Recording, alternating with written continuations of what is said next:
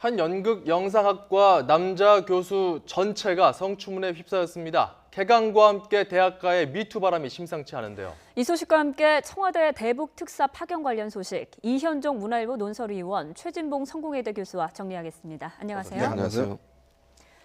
네, 한국판 미투 운동이 시작된 지 한 달째 거침없는 폭로가 계속되고 있습니다. 이번에는 대학가입니다. 주제어 보시죠.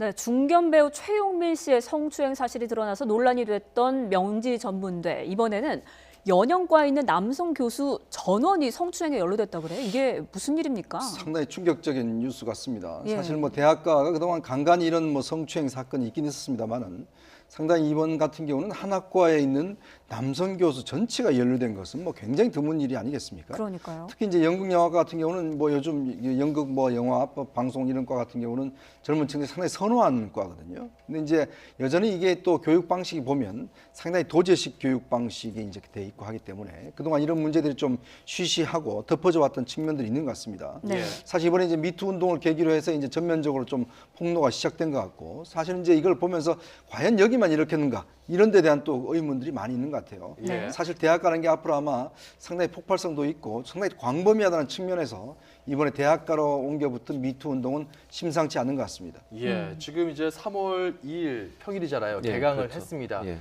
자, 이렇게 개강 날에 사실 우리 학교는 안 그럴까? 여러 가지 좀 학생들도 웅성웅성하고 대학가 전체적으로 좀 심란할 것 같아요. 그럼요, 심란할 수밖에 없고요. 사실은 이제 이런 문제들이 미투 운동 전에부터도 사실은 대학가에서 소위 대학생들만 공유하는 그 SNS 사이트가 있는데요. 여기에 예. 많은 내용들이나 그런 어떤 성추행이나 성폭행 관련된 제보들이 올라온 경우도 많이 있었습니다. 그래서 대학가가 이제 미투 운동을 타고 더 활발하게 이 문제가 공론화될 수 있는 계기가 될 거라고 보여지고요. 예. 그래서 학교들이 지금 상당히 긴장하고 있는 상태예요. 또 우리 학교는 혹시 이런 일이 없을까라는.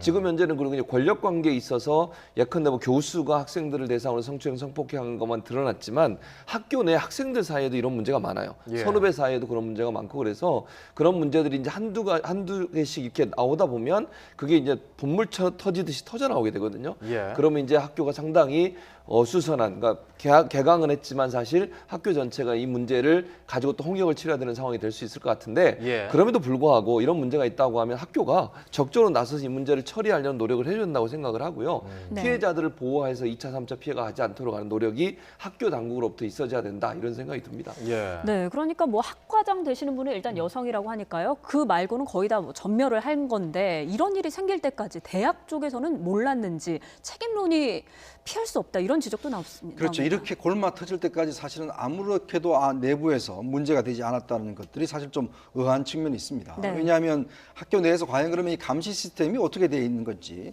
사실 요즘 대학 같은 경우는 이렇게 이제 익명 게시판 같은 것들이 많이 있지 않습니까?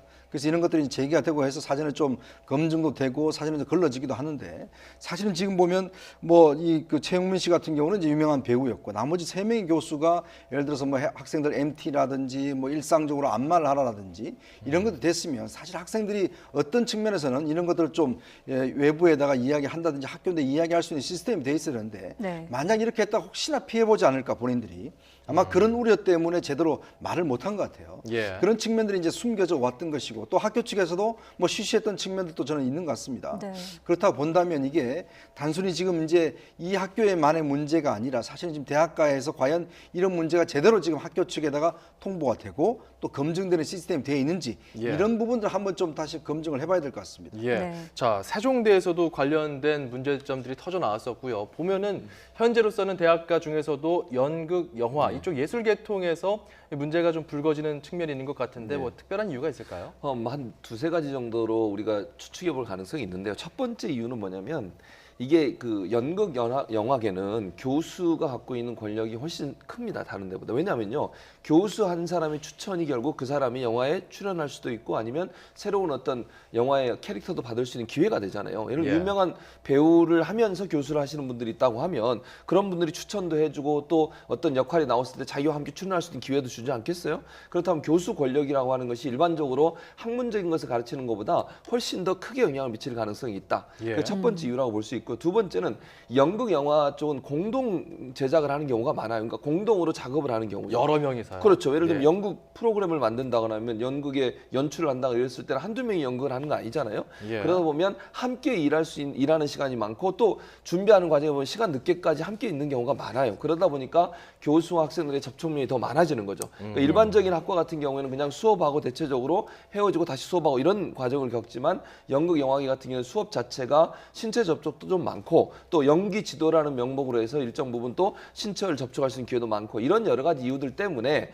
어찌 보면 남성 교수들이 뭐 그런 일들에 대해서 좀 무감각해진 것도 아니냐 이런 생각도 들고 또 하나는 예. 본인들이 연예계에서 겪었던 여러 가지 경험들을 학교 와서 그대로 되풀이하면서 어허. 학교 내에 있는 학생들이 받아들일 수 없는 정도의 성추행이나 성폭행도 일어날 가능성이 있다. 그런 예술계에 종사하는 분들의 독특한 어떤 이런 어떤 뭐 스타일이라고 할 수도 있고요. 시스템들이 결국은 학교에도 그대로 전이되면서 이 예술계 쪽에 이런 문제가 더 많이 불거진 게 아닌가 이런 생각이 듭니다. 예. 네, 또 그런가 하면 지난달에 성추행 의혹이 불거졌었죠. 대중음악인 남궁연 씨 의혹을 일단 전면 부인했는데 추가 폭로가 또 나왔습니다. 네, 일단 남궁현 씨 같은 경우는 뭐 대중음악가이면서 이제 드러머죠. 그런데 지금 이제 한 사이트에 과거에 이제 성추행을 당했다라는 이야기가 익명으로 니은기역 이응 이렇게 올라와서 이게 예. 이제 남궁현 씨로 거의 특정이 되는 그런 상황 같습니다.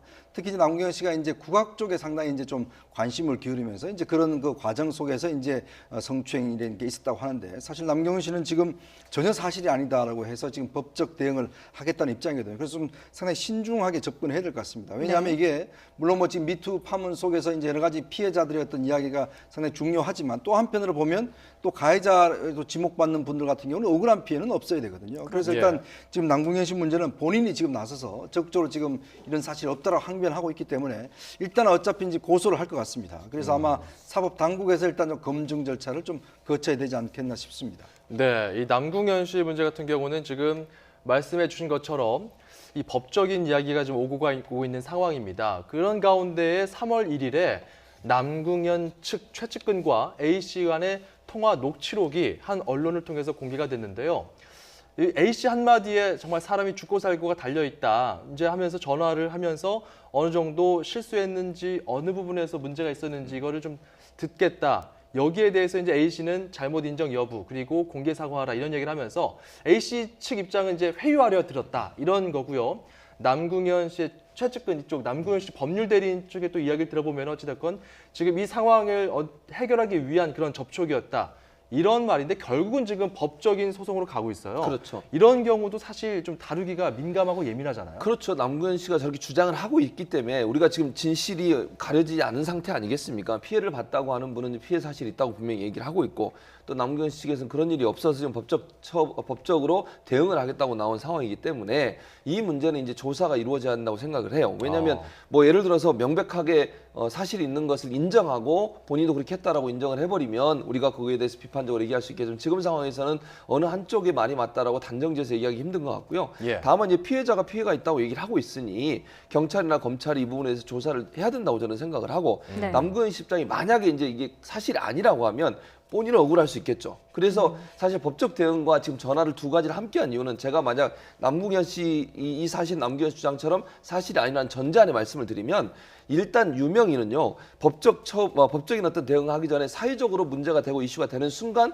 엄청난 피해를 볼 수밖에 없어요. 예. 그걸 막기 위해서 미리 이제 피해자와 접촉을 해서 물어봤다라고 주장할 겁니다. 본인은 분명히 그 최측근이 나오신 분이 전화한 이유를 물어보면 이거 이제 일단 터지는 순간 사실관계에 관계없이 자기가 알고 있는 남궁현 씨는 엄청난 피해를 당할 수밖에 없으니 미리 어떤 문제인지를 알아보겠다라고 전화를 했다고 얘기할 것이고 지금 피해자 입장에서는 그거 자체가 본인을 회유하려고 하는 시도였다라고 주장을 할 수밖에 없는 구조다. 네. 그래서 결국 서로의 입장이 부딪혀지고 있어서 서로가 서로의 입장을 얘기하지만 지금 상황에서 어느 한 의견이나 또 주장이 맞다라고 얘기하기는 조금 시간이 필요한 그런 사안이라고 보여집니다. 예. 네, 이 문제는 조금 더 저희가 신중하게 좀 지켜봐야 될 필요가 있을 것 같고요. 또 그 밖에 연예계 인사들도 미투 운동에 대해서 입장을 내놨는데요. 저희가 화면을 좀 준비했습니다. 함께 보시죠. 네, 우선 이순재 씨 미투 운동을 반성의 계기로 삼아야 한다. 그리고 김남주 씨는 미투 운동에 공감한다. 연예계 정화의 계기가 됐으면 좋겠다. 이런 입장을 또 밝혔습니다. 또 유희 씨도 미투 운동 여자 입장에서 지지한다. 이런 입장을 밝혔습니다. 미투 운동에 위드유 그러니까 함께하겠다는 분들도 점점 늘고 있는 것 같아요. 그렇습니다. 사실 이게 참 우리 사회의 적폐 중에 적폐였지 않습니까? 그동안 사실 용기가 없어서 또 이걸 공개할 경우에 본인의 2차 피해가 상당히 많았었거든요. 또 뭐 이런 걸 공개하면 이제 꽃뱀이다. 이런 또 비난도 받았고 네. 사실 여성들이 정말 용기 있게 이렇게 이야기할 수 있는 조건이 안 됐었죠. 그렇지만 이제 미투 운동이 미국에서부터 시작돼서 세계적으로 확산되면서 이제 국내까지 상용한 거 아니겠습니까? 그렇죠.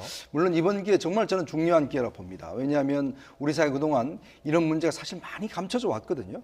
그래서 정말 용기 있는 여성들이 먼저 이런 이야기를 했듯이 사실 각계각층에서 이런 피해들이 좀 공개가 돼야지만이 앞으로의 피해를 줄일 수 있지 않겠습니까? 어느 분야든지 간에. 사실 뭐 지금 보면 유명 인사들이 그동안 해왔던 걸 보면 참 어떤 면에서 보면 굉장히 배신감도 많이 드는 사례들이 많이 있지 않겠습니까? 예. 그래서 또 우리의 어떤 후세대를 생각한다면 정말 이번 기회에 뭔가 사회적으로 한번 좀 선을 긋고 가야 된다. 그렇기 때문에 좀 더 많은 용기가 저는 필요하다고 봅니다. 그러니까 네. 우리 후손들을 위해서도 이번에 문제가 될 것들 사회적으로 한번 제대로 짚어보자 이런 분위기가 일고 있는데 그중에서도 연예계가 이랬고요. 정치권에서도 미투에 대한 동참 의사들이 나오고 있는데 약간씩 당마다 결은 또 다릅니다. 민주당 같은 경우는 일단 지난달에 성폭력 척결에 대한 강한 의지를 보이면서 당내에 관련 기구도 설치하기로 하고 여러 가지 추진을 하고 있는데요. 자유한국당 같은 경우는 화살이 이제 민주당을 향했습니다. 당내에 지난해 뭐 4월, 5월 이쯤에 성추행 사건이 있었다. 민주당은 미투 자격이 있느냐 이렇게 따져 물었고요. 바른미래당 그리고 뭐 정의당 같이 한 목소리로 미투를 지지를 했는데 이 자유한국당 같은 경우는 어떤 부분에서 문제 제기하는 겁니까? 뭐 자유한국당은 당내에 지난번에 당직자가 그런 사건이 좀 연루된 게 있었어요. 민주당에. 그 문제에 대해서 문제를 지적하는 건데 저는 그렇게 생각해요. 사실은요. 정치권 전체가 저는 떨고 있다고 보거든요. 사실 정치권에서 이런 문제가 들춰지지 않아서 그렇지 일부 언론의 보도에 따르면 보좌관들끼리 모여 있는 어떤 그 단체 SNS 방이 있지 않습니까? 우리들도 많이 쓰고 있는 그런 방에서 논의던 내용들을 보면 자기들 불안해서 못 견디겠다는 거 언제 터질지 몰라서. 그래요? 그러니까 예, 그런 얘기들이 나눠지고 있어요. 그러니까 물론 예. 지금 누가 어떤 일이 일어났다고 아무도 얘기를 안 하고 있기 때문에 거기에서 우리가 뭐라고 얘기할 수는 없지만 저렇게 사실 뭐 모든 정치권도 사실은 이 문제에 있어서 반성하고 그런 문제들이 정당 내에서도 많이 일어나고 있다는 것이 알려지고 있는 상황이거든요. 그런 차원이라고 본다고 하면요. 저는 미투 운동에 적극적으로 동참해야 된다고 생각을 하고 네. 여성 의원들뿐만 아니라 남성 의원도 적극 동참하고 본인들이 혹시나 실수한 게 있다면 미리 얘기하고 사과하고 이런 일들이 있어야 된다고 생각을 합니다. 저걸 정쟁으로 활용하는 것 자체가 저는 문제라고 봐요. 네. 정치권 전체가 스스로를 돌아보고 정화할 수 있는 기회를 가져야지 저게 정당끼리 서로 싸우고 거기서 또 뭔가 자기가 얻어내려고 하는 그런 시도를 하는 것은 어찌 보면 누워서 침 뱉기가 아닌가 이런 생각이 듭니다. 그렇죠. 이게 정쟁하자는 게 아니니까요. 그런가 하면 서울시에도 이 미투 파문이 번졌습니다. 박원순 서울시장의 과거 캠프에서 성추행 파문이 있었다. 뭐 이렇게도 불거졌어요. 일단 뭐 박원순 시장이 지금 지방선거를 앞두고 굉장히 곤혹스러운 상황에 처한 것 같습니다. 네. 2014년도 이제 지방선거 때 있었던 문제인데 아마 박원순 시장 캠프에 이제 강남 쪽에 있는 캠프에서 그러니까 선거를 총괄하는 사람이 거기에 있는 이제 선거를 운동을 도와주신 분을 이제 성추행했다라는 사실들이 그때 당시에 있어 왔는데 네. 문제는 그때 당시에 뭔가 이걸 백서를 통해서 공개를 하겠다, 사과를 하겠다 이렇게 약속을 했다고 하는데 이게 이제 4년 동안 아무런 조치도 취하지 않았다는 것이죠. 그래서 아마 그때 피해자가 아니 왜 4년 전에 있었던 일을 하려고 했는데 안 했느냐 이렇게 지금 공개를 한 것이고 당시에 박원순 시장이 이 문제를 알고 있었던 것 같다 이렇게 이제 했는데 물론 박원순 시장은 전혀 모르는 상황이었다라고 지금 이야기를 하고 있지 않습니까? 네. 그래서 지금 박원순 시장 측에서는 이 상황을 일단 진상조사를 해보겠다. 왜냐하면 이게 지금 본인이 지금 알고서도 묵인했다라는 그런 쪽으로 지금 이야기가 나오고 있으니까 그래서 지금 이제 운동이 불거진 건데 일단 당시에 과연 이 사건이 왜 어떤 방식을 통해서 무마가 됐는지 정말 이런 부분도 좀 더 철저하게 좀 조사가 돼야 되는 상황 같습니다. 사실관계 확인이 급선무고요. 일단 어떻게 보면은 이 부분에 있어서 도의적인 책임을 지면서 박원순 서울시장이 이런 입장을 표명했습니다. 듣고 가시죠. 실제로 아마 이 불미스러운 일이 있었던 것 같아요. 그래서 예. 그동안 뭐 홀로 얼마나 마음고생이 많았을지 그리고 당시 힘든 일을 겪었고 지금도 그 고통 속에 있을 피해자에게 죄송하다 이런 제가 이미 예, 사과의 말씀하셨죠. 말씀을 드렸고요. 또 그리고 이게 제가 그 당시에는 잘 몰랐었는데 뭐 그런 것조차도 제 불찰이다. 국가인권위원회라든지 이런 좀 공적 과정에서 엄중한 조사를 좀 하도록 그래서 어떤 상황이 있었는지 네. 왜 당시에 문제가 이렇게 저한테 보고까지 안 됐는지 모든 걸 철저히 조사할 생각입니다. 이렇게 발표가 나온 이상 진상조사가 이루어지겠죠? 그렇죠. 그래서 서울시 내에 진상조사단을 꾸렸고요. 예. 또 박 시장 측에서는 국가인권위원회도 제소를 하겠다고 그랬어요. 그러니까 이 문제가 사실 지금 지방선거 얼마 남기지 않은 상태에서 박 시장이 지금 출마를 하려고 고려하고 있는 상황 아니겠습니까? 이게 만약 제대로 해결이 안 되고 넘어가면요. 이건 지방선거에 엄청난 파괴를 가진 요소가 될 수밖에 없어요. 근데 너무 예전 일인데 이게 진상조사가 제대로 이루어질까요? 그러니까 그 문제는 이제 이렇게 볼 수 있을 것 같아요. 그 여성이 뭐라고 지금 얘기를 하고 있냐면 예. 본인이 만난 사람은 변호사라고 그래요. 그러니까 변호사가 자기를 찾아와서 만났는데 그때 박원순 시장한테 얘기를 했고 박원순 시장이 선거가 끝나고 나면 명확하게 본인 입장, 사과 입장을 밝힐 것이다라고 얘기를 했다는 거예요. 근데 이제 문제는 박원순 시장은 그런 사실을 몰랐다는 거 아니겠습니까? 그럼 예. 결국 이 변호사가 왜 그런 얘기를 했는지 또 실제 그걸 보고 안 하고 그냥 그 얘기를 한 건지 아니면 얘기를 하고 나서 한 건지 이 문제는 이 변호사에 대한 조사를 해보면 예. 진술을 들어보면 제가 볼 때는 나올 것 같아요. 알겠습니다. 그리고 이제 이런 건 우리가 좀 봐야 될 것 같아요. 선거 기간에 엄청나게 바쁘게 돌아가잖아요. 그 상황에서 모든 것을 다 그러면 후보가 다 알 수 있을 거냐 하는 부분들은 좀 이제 그것도 의문이 되는 부분이 있어요. 그래서 진상 조사를 하는 게 첫째로 중요하다고 생각을 합니다. 네. 정말 박원순 시장이 몰랐다고 하면 왜 이게 시장까지 보고가 안 된 것인지, 그럼 누구까지 알았고 어느 선에서 처리를 했는지, 그리고 사후에라도 시장한테 얘기해서 이 문제를 해결해야 될 텐데 그걸 해결하지 않았다고 하면 중간에서 무모한 사람이 누군지 이런 부분을 밝혀내서 국민들 앞에 이 문제를 해결해 줘야 박원순 시장 입장에서는 본인의 어떤 그 삼선 가도에 문제가 없지, 만약 이 문제를 제대로 해결하지 않고 가면 상당히 큰 어려움에 봉착할 가능성이 있습니다. 일단 네. 무엇보다도 이 피해자 중심으로 이 사태가 어떻게 또 해결되고 수습되는지 시 차원에서도 좀 많이 심혈을 기울일 것 같습니다. 다음 주제 넘어가 보죠. 이제 문재인 대통령과 트럼프 대통령이 지난밤 전화 통화를 했습니다. 대북 특사 파견하겠다 이런 얘기도 전달했다고 하는데요. 관련 주제로 넘어가 보죠. 저희가 평양을 가든 곧 될 시간을 갖도록 하겠습니다. 저희 간절한 부탁이 실현되도록 노력을 기울여 주시기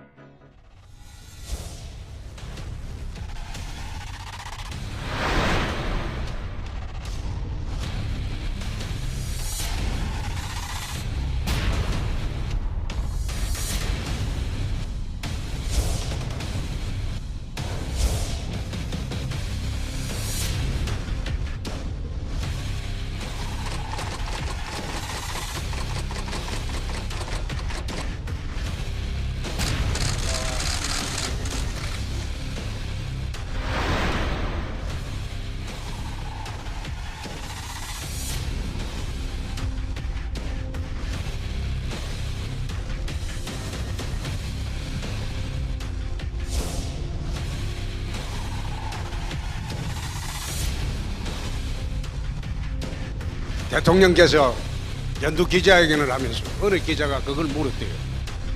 영수회담 안 합니까? 대답을 안 해요. 영수회담 하면요 나를 못 당하거든. 그러니까 1대1 회담은 절대 안 한다 이래.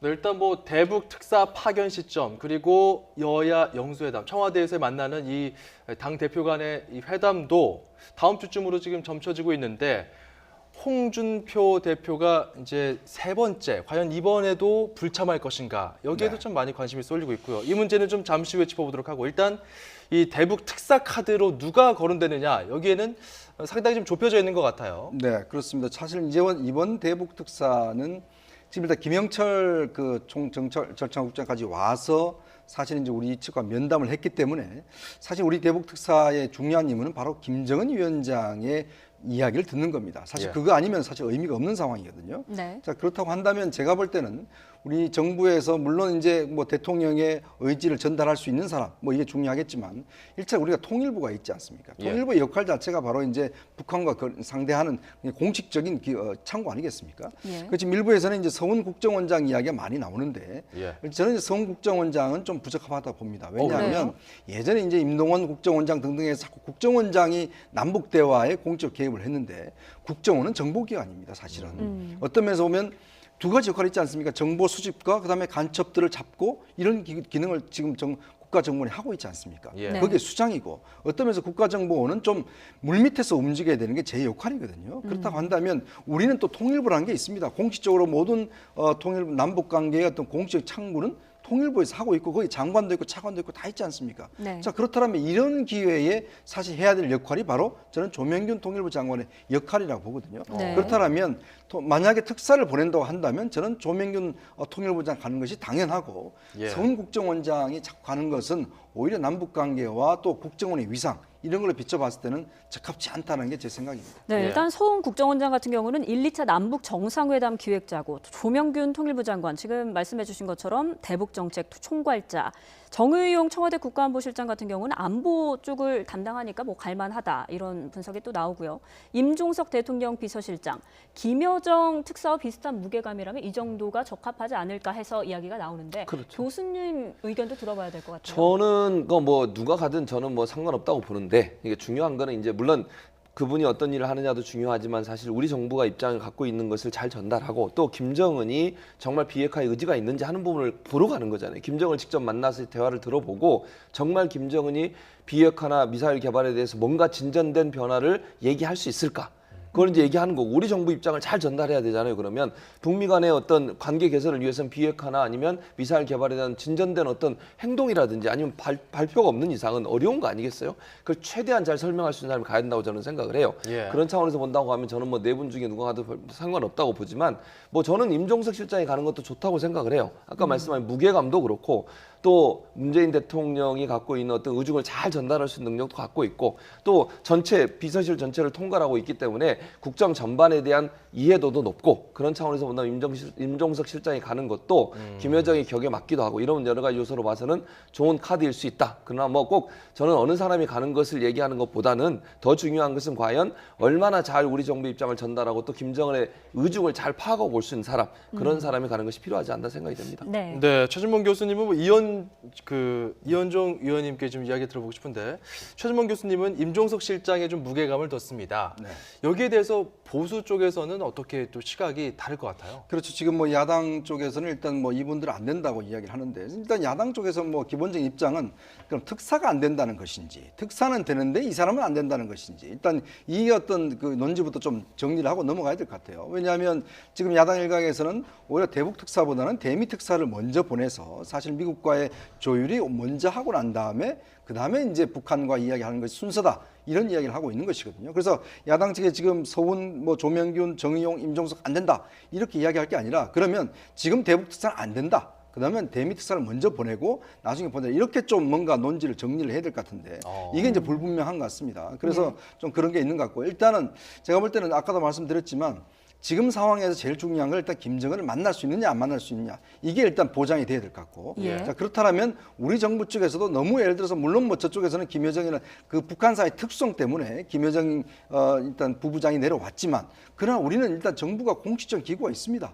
자, 그렇기 때문에 우리는 정부 공식 기구에 따라서 대응을 하면 되는 것이거든요. 너무 예를 들어서 과도하게 특사를라는 것들이 뭐 예를 들어서 측근이나 이런 걸 보낼 경우에는 또 한편에 보내서 보면 과거의 실수를 또 답보할 수도 있는 상황이 되기 때문에 그래서 저는 일단 통일부를 창구로 해서 일단 그쪽으로 공적으로 하는 것들이 나중에라도 이 문제가 다시 문제가 되는 소지를 좀 줄일 수 있지 않나 싶습니다. 예. 네, 뭐 어쨌든 어느 분의 전망이 맞을지는 다음 주쯤 되면 윤곽이 좀 나올 것 같고요. 그렇다면 언제 가겠습니까? 대체적으로 저는 그러니까 패럴림픽이 시작하기 전에 가는 게 좋지 않을까 하는 생각은 들어요. 왜냐하면 이제 사실 이제 거기서 논의되는 과정이 여러 가지 영향을 미칠 수 있지 않겠습니까? 한미 군사훈련 같은 경우도 사실은 이 회담이 어떻게 되느냐에 따라 또는 특사가 파견돼서 북한이 어떤 태도를 보이느냐에 따라서 영향을 받을 가능성이 있지 않아요? 예. 물론 지금은 이제 해야 되는 걸로 원칙으로 삼고 있는 거죠. 그러나 뭐 기관이라든지 아니면 뭐 규모라든지 이런 부분들에 영향을 미칠 가능성이 있기 때문에 우리 정부 입장에서는 가능한 한 북미 간의 어떤 대화가 빨리 이루어지고 거기서 뭔가 실마리를 찾아서 한반도의 평화 정착을 이루고자 하는 것이 목적이니까 그런 차원에서 본다면 빠른 시일에 가는 게 맞다고 저는 생각을 하고 예. 저는 이것도 이미 남북 간에 어느 정도 조율이 이루어졌다고 봐요. 김정은과의 뭐 만남도 그렇고 저는 김여정이 우리나라에 내려오는 것도요 이미 그 정부는 알고 있었던 거 아니에요. 발표는 늦게 했지만 그러니까 이미 국정원과 통전부 사이에 북한의 통전부 사이에 일정 부분 한 라인이 구축돼 있다고 저는 보고 그런 차원에서 본다고 하면 이번 우리나라의 특사가 북한 가는 것도 김정은과의 어떤 만남도 이미 계획된 게 아닌가 하는 생각이 듭니다. 왜냐하면 그게 미국한테 보여줄 수 있는 유일한 방법이에요. 김정은의 입에서 뭔가 나와야 되거든요. 그냥 북한의 일반적인 발표보다는 만나서 무슨 얘기를 했다 또는 서류상으로 뭘 받아오고 이런 부분들이 중요하기 때문에 제가 볼 때는 미국을 움직일 수 있는 유일한 방법은 김정은이 명확하게 미사일 개발과 핵 개발에 대한 어떤 진전된 발표나 아니면 태도를 보이는 게 필요하다는 생각이 듭니다. 네, 이 시점에 대해서는 뭐 일단 그 다음 주쯤에 좀 점쳐지고 있는 것 중에 하나가 바로 이 여야 영수회담이기 때문에 영수회담을 하고서 대북 특사를 보낼 것이냐 아니면 그 전에 보낼 것이냐 여기에 대해서도 좀 셈법이 치열한 것 같아요. 일단 정부 입장에서 좀 보자면 오히려 그런 것보다는 사실 한미연합훈련을 앞두고 그 시간적 여유를 좀 많이 가져가는 게 필요할 겁니다. 왜냐하면 사실 이제 김정은을 위원장을 직접 만나서 어떤 이야기를 듣더라도 실제 또 이번에 김영철이 왔을 때 사실 한미훈련에 대한 이야기를 했다고 하지 않습니까? 만약 정부 입장이라면 그런 어떤 좀 시간적 여유를 두기 위해서 가급적 빨리 가고 싶겠죠. 그리고 이제 지금 일단 여야 영수회담을 통해서 뭐 여야 특사에 대한 기본적인 입장은 공유를 하겠지만 일단 이것보다는 오히려 이제 연합훈련에 대한 어떤 시점 이런 것들이 상당히 또 뭔가 조금이라도 시간을 더 벌어야지만이 사실은 미국과의 어떤 절충점 또 미국과의 대화 이렇게 할 수 있는 시간적 여유가 있기 때문에 제가 볼 때는 아마 다음 주 초 빠르면 다음 주 초 중에 뭔가 좀 결론이 나지 않나 싶습니다. 네. 그래요. 네, 그럼 이제는 어떤 역할로 가는 것인가 여기에 관심이 집중될 수밖에 없는데요. 가서 어떤 논의를 할지 정동영이 밝힌 대북 특사의 역할은 무엇일지 들어보시죠. 트럼프 정부는 어떤 면에서는 단순하죠. 계산만 맞으면 하거든요. 그러니까 이념으로 하는 게 아니기 때문에 그래서 트럼프 대통령 아까 앞에 말씀하시던데 중간 선거를 앞두고 있기 때문에 정치인이잖아요. 그 미국을 어떻게든지 끌어당겨야 하고 그러기 위해서는 명분을 줘야 하는데 북으로부터 지금 특사가 가서 최소한 받아내야 할 말이 이 비핵화는 김일성 주석의 유훈이다. 그것은 10년 전에 제가 김정일 위원장 만났을 때 이끌어낸 말입니다만 그 말이라도 나오면 저는 북미 대화 테이블이 열릴 수 있다고 생각합니다. 네, 정동영 의원은 미국에게 북미 대화를 위한 명분을 줘야 한다. 그렇죠. 이게 역할이다. 이런 입장이거든요. 그렇죠. 아까 제가 언급해드렸습니다만 김정은의 명확한 어떤 태도가 보여져야 돼요. 그렇지 않으면요 북미 간의 대화는 이루어질 수 없는 거예요. 우리 정부는 중매 역할을 하는 거잖아요. 결국은 사실 우리 정부가 키를 쥐고 있는 건 아니에요. 우리 정부는 중매 역할에서 두 사람의 관계가 잘 회복될 수 있도록 하는 것이 우리의 역할이고 실제 미국은 북한이 정말 진전된 태도 특히 핵 개발이나 미사일 개발은 진전된 태도가 없으면 절대로 안 된다고 지금 하고 있는 상황 아니겠습니까? 예. 그런 상황이라면 북한의 김정은이 어떤 태도를 보이느냐가 중요할 것이고 이번 특사가 가서 김정은을 만나서 그런 확답을 받고 오는 것이 가장 중요한 목표예요. 그건 될지 안 될지 두고 봐야 되겠죠. 우리는 최대한 노력을 할 겁니다. 김정은을 설득할 것이고요. 북한을 설득해서 지금의 이런 제재를 풀 수 있는 유일한 방법은 북미 간의 대화고 그 북미 간의 대화의 선제 조건은 비핵화나 아니면 핵 개발 비핵화나 아니면 미사일 개발 이 두 가지에 대한 진전된 어떤 입장 표명이나 아니면 태도 변화 이게 필요하니 그 부분을 인식하고 거기에 대한 태도를 분명히 밝혀달라고 요구를 할 것이고 예. 그걸 가지고 오는 것이 특사의 가장 중요한 임무 중에 하나죠. 예. 자, 지금 뭐 정동영 의원 나왔으니까요. 다른 정치인들은 어떤 또 입장을 밝혔는지 들어보겠습니다. 대북 특사 파견과 관련해서 여야 정치권에서는 또 각양각색의 목소리가 나왔는데요. 아까 이현조 위원님께서 분석해 주신 목소리도 나왔네요. 한번 들어보시겠습니다. 평창 올림픽을 계기로 조성된 한반도 평화 분위기를 지속 강화시키는 대단히 시적절한 조치라 하겠습니다. 우리 정부는 살얼음 판을 걷는 심정으로 북한과 미국과 북한 사이에 쌓여있는 불신과 긴장의 벽을 걷어내야 할 것입니다. 지금 대북 특사를 서두르는 것이 과연 도움이 될까 하는 부분이 있다는 생각을 하고요. 그래요? 실질적으로 북한과 미국의 대화는 전혀 다른 대화라고 생각을 하는 거거든요. 결국 네. 이제 북한은 자신들을 핵 보유국으로 인정해줘라. 그리고 핵 군축하자. 뭐 이런 얘기일 거고요. 그렇죠. 미국은 너희들 핵국가 절대 안 된다. 비핵화해라. 이거거든요. 이 전혀 다른 대화. 이게 과연 가능할까라는 생각을 하고요. 대북 특사를 조만간 파견한다고 했는데 대북 특사 이전에 대미 특사를 워싱턴에 파견하든지 문재인 대통령께서 직접 트럼프 대통령을 만나든지 한미 동맹의 긴밀한 조율과 공조가 우선임을 분명히 합니다. 한미 연합훈련은 패럴림픽이 끝난 후에 규모가 축소되거나 재연기되는 일이 없이 당초 예정대로 실시되어야 합니다. 네, 지금 보신 유승민 그 대표 같은 경우가 이제 이현종 의원 분석처럼 네. 북미 특사부터 보내라, 대미 특사부터 보내라 그렇죠. 이런 입장이고요. 자유한국당에서는 어떤 실질적인 효력이 없다, 실효성이 없다는 거고 민주당에서는 어찌됐건 큰 성과를 기대한다는 입장인데요. 네. 각 당별로는 이렇게 분석이 나오는데 어떻게 보셨어요? 그렇습니다. 지금 상황을 보면 지금 아까 이제 중매라는 말씀하셨는데 예. 우리가 중매자는 보면 양쪽에 좀 중립적인 위치에 있지 않습니까? 근데 지금 우리가 북한과의 관계를 놓고 봤을 때 한국이 과연 중립적인가? 그건 아니라고 보거든요. 결국 미국과 한국 한 팀입니다. 한 팀이 이뤄서 역할 분담하는 것이지 실질적으로 이제 우리가 중립적이다 이렇게 접근해서는 안 된다는 것이거든요. 네. 자, 그렇다고 한다면 지금 미국과 우리는 정말 철저히 어떤 면에서 보면 역할을 분담해서 같이 걸어가야 되는데 지금 어제 트럼프 대통령과 우리 그 문재인 대통령의 통화 내용을 보면 서로 강조점이 많이 다릅니다. 네. 네. 우리는 남북 대화, 즉 남북 정상회담 쪽에 많은 초점을 맞춘 반면에 지금 미국은 사실 비핵화 쪽에 비핵화 문제를 굉장히 강하게 이야기를 하고 있거든요. 그건 뭐냐면 그동안에 우리가 두 차례 걸친 정상회담을 했지만 이게 비핵화가 사실은 성과가 보지 못했지 않습니까? 그렇지만 이번에는 좀 달라야 된다. 이런 것이 이제 미국의 입장이고 또 우리도 그렇게 돼야 되고 그런 측면을 봤을 때는 트럼프 대통령 입장에서 봤을 때는 뭔가 접근 방법이 달라야 된다는 것이죠. 그래서 너무 예를 들어서 이번에 특사 가서 덜컥 남북 정상회담 날짜를 잡아온다든지 함께 될 경우에는 사실은 남북 관계의 어떤 비핵화의 성과를 과연 기대할 수 있을 것인가 이런 우려들을 하고 있는 것이거든요. 그래서 결국 중요한 게 뭐냐면 이번에 그 특사의 핵심은 바로 비핵화에 있다. 네. 정상회담 성과가 있지 않다. 이런 것들을 좀 강조해서 보라는 것이 바로 야당의 주문인 것 같습니다. 네, 네. 북한과 미국 치열한 삿바 싸움 가운데서 우리 정부의 역할이 중요해지고 있는데 이런 예. 가운데 앞서 두 차례 여야 영수회담에 참석하지 않았던 홍준표 대표 이번에는 초대에 응하기는 했는데 뭔가 조건을 걸었다고 합니다. 들어보시죠. 여태 우리 당의 입장은 대통령이 여야 대표들을 불러놓고 일방적으로 통보하는 형식의 그런 회동은 대국민을 상대로 한 정치적 쇼에 불과하기 때문에 우리가 응할 수 없다 쭉 그래왔는데 안보의 위중함을 우리가 알고 있기 때문에 안보 문제 국한하고 실질적 논의가 보장이 되고 원내 교섭단체만 불러서